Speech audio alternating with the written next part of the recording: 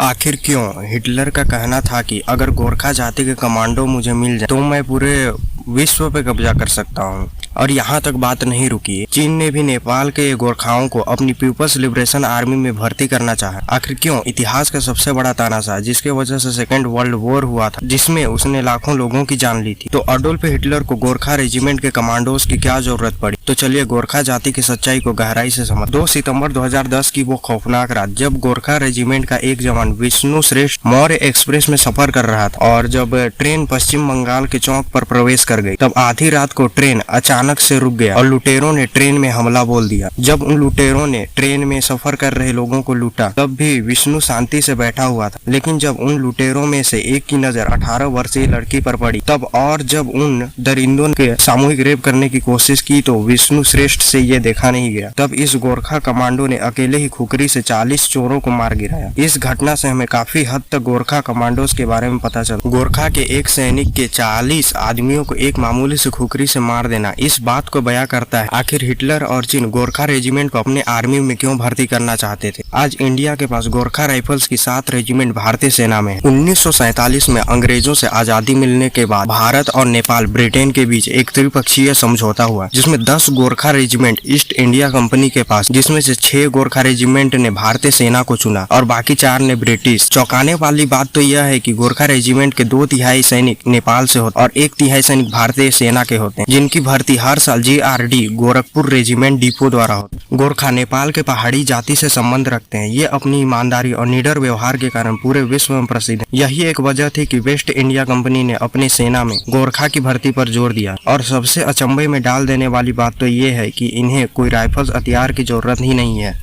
इनका मुख्य हथियार खुखरी है। आज हमें गर्व है कि इंडियन आर्मी के पास ऐसे निडर रेजिमेंट भी देश की सरहदों में हमारी रक्षा में लगे।